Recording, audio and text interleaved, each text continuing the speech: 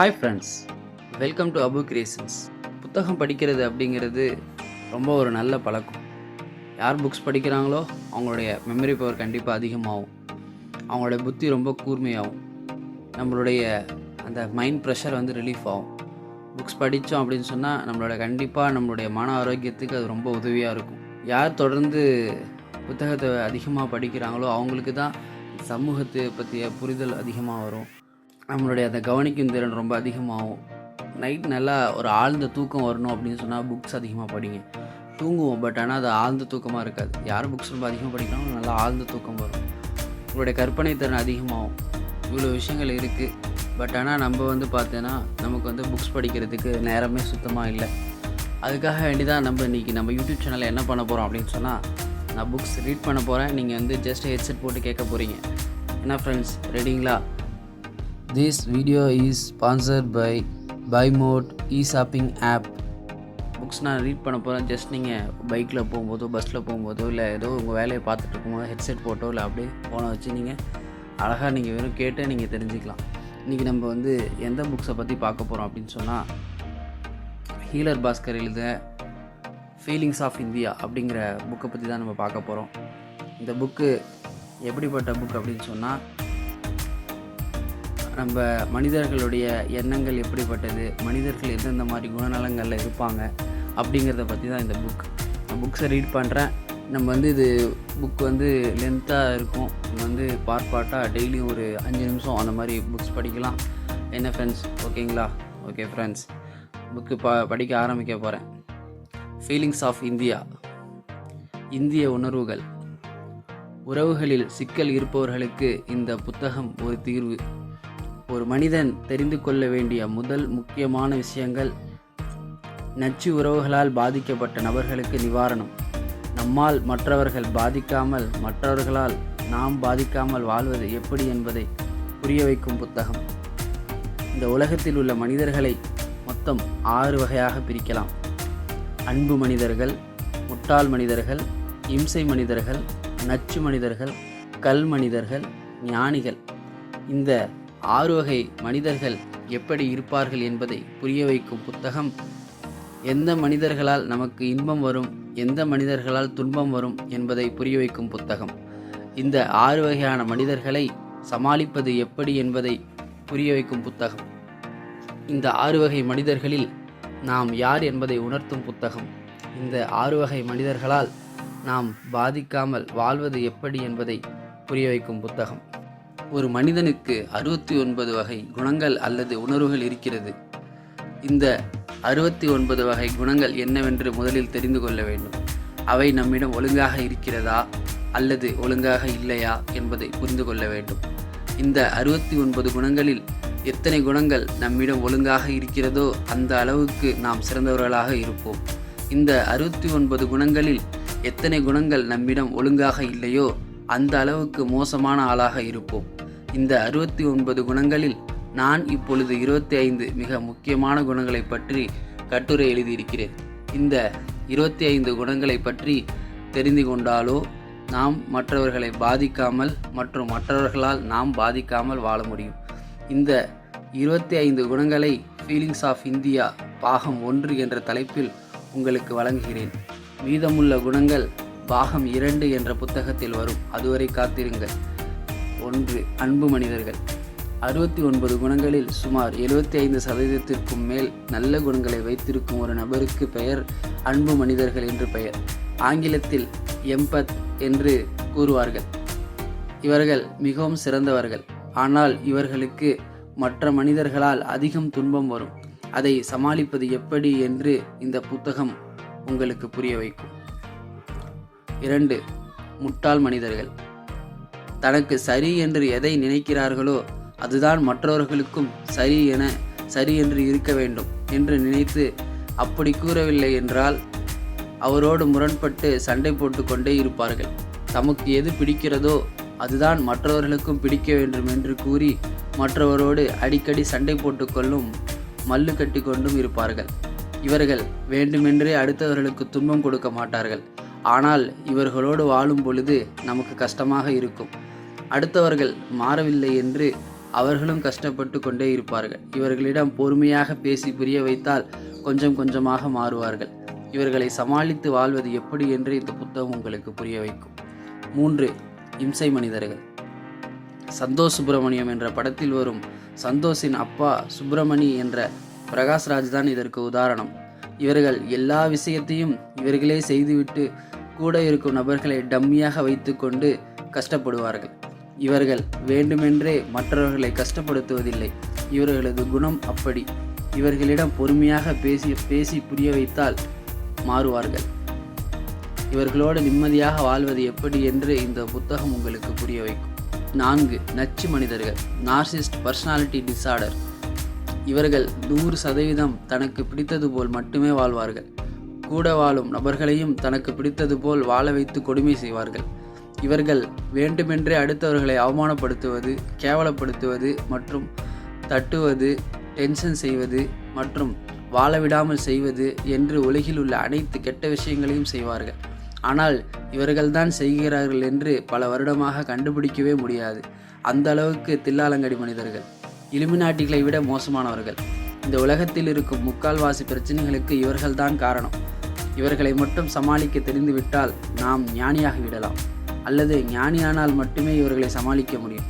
இவர்களை சமாளிப்பது எப்படி என்று இந்த புத்தகம் உங்களுக்கு நிச்சயமாக புரிய வைக்கும். 5. கல் மனிதர்கள். இவர்கள் 100% சுயநலவாதிகள். இவர்கள் 24 மணி நேரமும் தனக்காக மட்டுமே வாழ்வார்கள். அதே சமயம் வேறு யாரையும் துன்பப்படுத்த மாட்டார்கள். மற்றவர்கள் மீது அன்பு, பாசம், கருணை என்று எதுவுமே இருக்காது. ஆனால் டிஸ்டர்ப் செய்ய மாட்டார்கள். கல் போல வாழ்வார்கள். இம்சை மனிதர்கள், நச்சு மனிதர்கள், முட்டாள் மனிதர்கள் என்ற இந்த 3 மனிதர்களோடு வாழ்வதை விட கல் மனிதர்களோடு வாழ்வது ஈஸி. நமக்கு நாமே செல்ஃப் கேர் செய்து கொள்ள வேண்டும். இவர்களோடு எந்த எதிர்பார்ப்பும் இல்லாமல் சுய அன்போடு வாழ்வது எப்படி என்பதை இந்த புத்தகம் புரிய வைக்கும். 6. ஞானிகள். பிறக்கும்போது யாரும் ஞானியாக பிறப்பதில்லை. ஆரம்பத்தில் முட்டாள் மனிதராக ஒருவர் வாழ்வார். அதன் பிறகு பல விஷயங்களை கற்றுக்கொண்டு அன்பு மனிதராக மாறுவார். அன்பு மனிதராக மாறிய பிறகு மற்ற மனிதர்களால், அதாவது இம்சை, முட்டாள், நச்சு மற்றும் கல் ஆகிய 3 மனிதர்களால் துன்பப்படுவார். அதன் பிறகு இவர்களிடமிருந்து எப்படி தப்பித்து வாழ்வது அல்லது இவர்களை எப்படி சமாளிப்பது என்பதை கஷ்டப்பட்டு கண்டுபிடித்து ஞானியாக மாறிவிடுவார். அதாவது மற்ற 5 குணம் உள்ள நபர்களோடு வாழும் பொழுது தான் பாதிக்காமல் அதே சமயத்தில் மற்றவர்களுக்கும் பாதிப்பை ஏற்படுத்தாமல் வாழும் ஒரு மனிதனை ஞானி என்று அழைக்கப்படுவார்கள். இந்த புத்தகம் உங்களை ஞானியாக மாற்றும் என்பது உறுதி. ஞானியாக இருந்தால் மட்டுமே மீதமுள்ள 5 நபரோடும் நாம் பாதிக்காமல் வாழ முடியும். உலகில் மகிழ்ச்சியாக நிம்மதியாக வாழ்வதற்கு ஒரே வழி ஞானியாக மாறுவது மட்டுமே.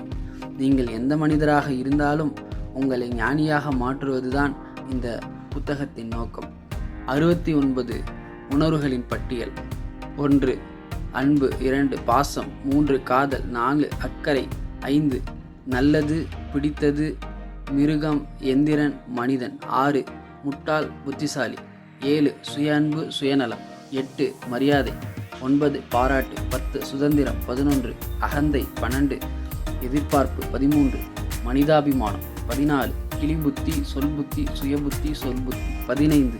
கவனித்தல், கேள்வி ஞானம், உழுதி ஞானம், வாக்கி டாக்கி, பஞ்சாயத்து. 16. வாதம், விவாதம், உரையாடல். 17. நன்றி. 18. உருவகேலி. 19. நீதி, தர்மம், நியாயம், சட்டம். 20. அனுமதி, கட்டளை, உத்தரவு. 21. ஏற்றுக்கொள்ளுதல். 22. கதாபாத்திரம், அணுகுமுறை. 23. நச்சு மனிதர்கள். 24.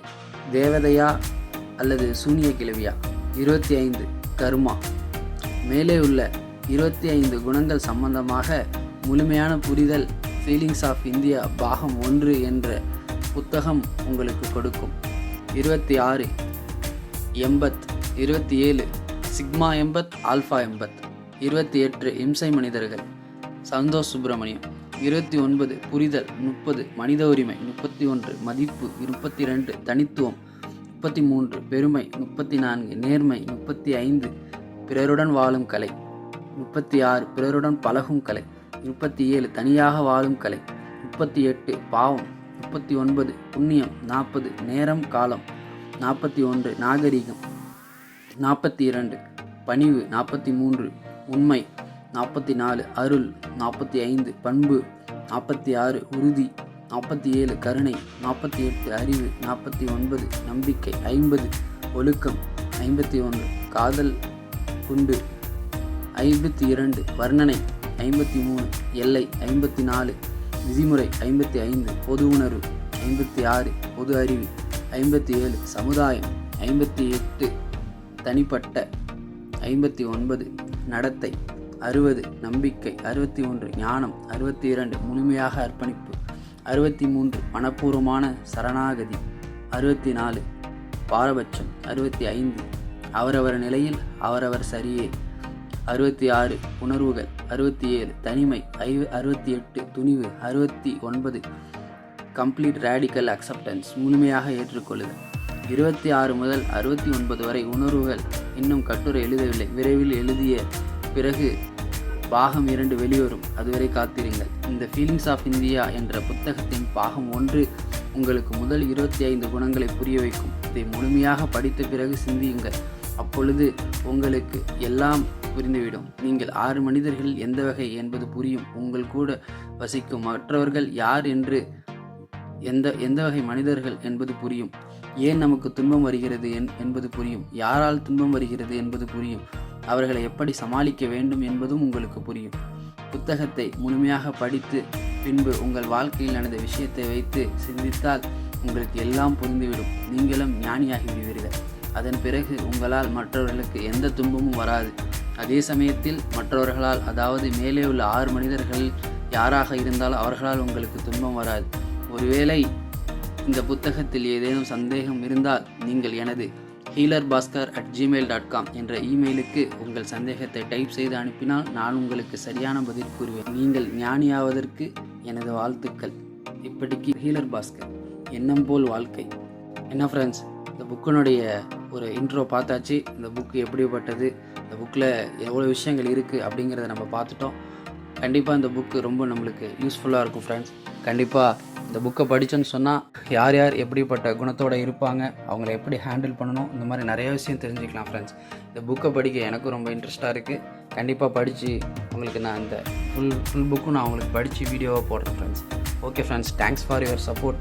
இந்த புக்ஸ் உங்களுக்கு எப்படி பிரயோஜனமாக இருக்கா, இந்த மாதிரி புக்ஸ் சம்மந்தப்பட்ட வீடியோ போடலாமா அப்படிங்கிறத கமெண்ட்ஸில் தெரியப்படுத்துங்க. இந்த சேனல் உங்களுக்கு பிடிச்சிருந்தா அவங்க ஃப்ரெண்ட்ஸ்க்கும் ரெஃபர் பண்ணுங்கள். வீடியோ மறக்காமல் லைக் பண்ணுங்கள். நம்ம சேனலை மறக்காமல் சப்ஸ்கிரைப் பண்ணுங்கள். Thank you friends, thanks for your support.